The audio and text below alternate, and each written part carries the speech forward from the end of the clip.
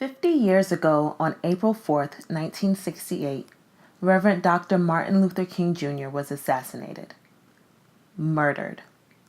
Killed because he dared to be radical, to fight against the status quo, and to articulate a vision of change that many did not like. Since Martin Luther King's death, his image has been co-opted by both supporters of the civil rights movement and those who would wish to stifle the march towards equality. Different people with different reasons to paint a kumbaya, idyllic image, making him a little less adversarial and a little more cuddly. Dr. King was not cuddly. In fact, he was not even as wholesome as we like to think.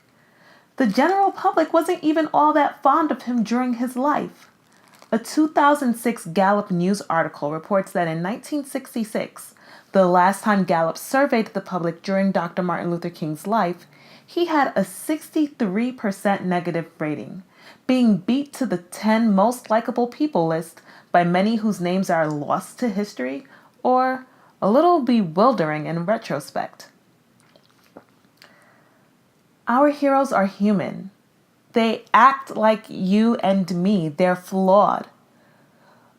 Over the last few years, in the age of Black Lives Matter, of Say Her Name, of Me Too, the legend of Dr. King has come under evaluation, and the actual life of Dr. King has regained prominence. And for the better. The sooner we realize that bravery never came from perfect people, it's the sooner that we can take our place in the canon. We can be the dream while keeping watch and staging unconventional, creative battles and avoiding sterile passivity. Knocks come at midnight, but then we get the dawn of a new day. So stay woke and watch the sunrise. A knock at midnight. Our text this morning is taken from one of the familiar parables of our Lord and Master found in the 11th chapter of the Gospel as recorded by St. Luke. It begins at the 5th verse. And he said unto them, which of you shall have a friend, and shall go unto him at midnight, and say unto him, friend, lend me 3 loaves. For a friend of mine in his journey is come to me, and I have nothing to set before him. And he from within shall answer and say, trouble me not, the door is now shut, and my children are with me in bed. Yes. I cannot rise and give thee. But I say unto you, though he will not rise and give him, because he is his friend, yet because of his importunity, he will rise and give him as many. Are you your brother's keeper? Candido Archangel is. The New York Times profiled this Brooklyn bodega owner on January 10th of this year.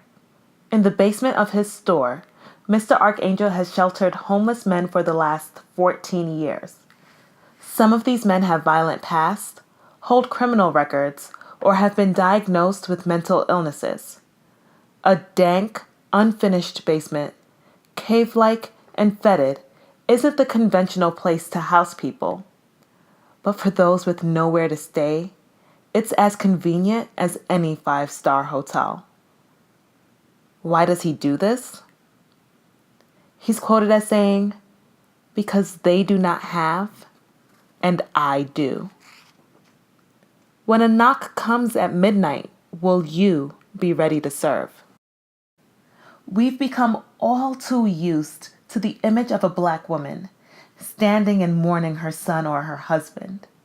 After Eric Garner's death in 2014, it was his daughter, Erica Garner, that ultimately became the public image of the family's cry for justice.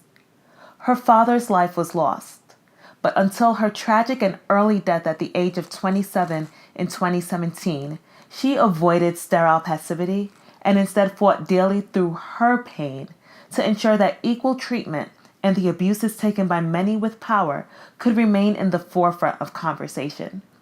She played an instrumental role in the conversations the Democratic Party had around race in the 2016 presidential election cycle, eventually choosing to endorse Bernie Sanders. She understood that a fight against police brutality was a fight for several issues. If our lives really mattered, we'd have equal access to decent jobs, good schools, and affordable housing, Garner said in a Washington Post article that she penned. Just like Dr. King, she knew that there was a big picture. Her stances did not always come without controversy, Being a mother, but they Alyssa, always she's 6 came with years old. conviction. That's my baby, my only child. She likes to read me books, sit down and talk with me about her school. But there's a lot of sand in the car. Recently, she just learned about Rosa Parks and Martin Luther King. She asked me, did Rosa Parks not give up her seat for a white man? And I said, yes. She said, but those in the old days, right, Mommy? And I had to explain to her that it's not really over. This is what Mommy is. I'm an activist. And the same thing Martin Luther King was, he fought for her rights. This is the same thing I'm doing in honor of her pop-pop. Will you take a knee? Colin Kaepernick used his relative privilege as a player for the San Francisco 49ers to take a stand by taking a knee. When he decided in 2016 not to stand during the singing of the national anthem as part of a creative battle, he received a great deal of condemnation. Some did reach out in support, and other players like Michael Bennett have joined him in protesting police brutality during the singing of the national anthem before a game. Kaepernick has not been hired to play for a team since he made his position known, but by doing so, he's moved others to join in the move towards equality, game or no game. What will you do to continue the fight? Where in your life can you help someone? Where can you honor those in your community and fight sterile passivity with creative battles? We must all learn to live together as brothers, or we will all perish together as fools. We are tied together in the single garment of destiny, caught in an inescapable network of mutuality. And whatever affects one directly affects all indirectly. For some strange reason, I can never be what I ought to be until you are what you ought to be. And you can never be what you ought to be until I am what I ought to be.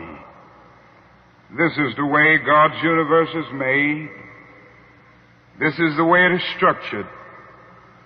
John Donne caught it years ago and placed it in graphic terms. No man is an island in tie of itself.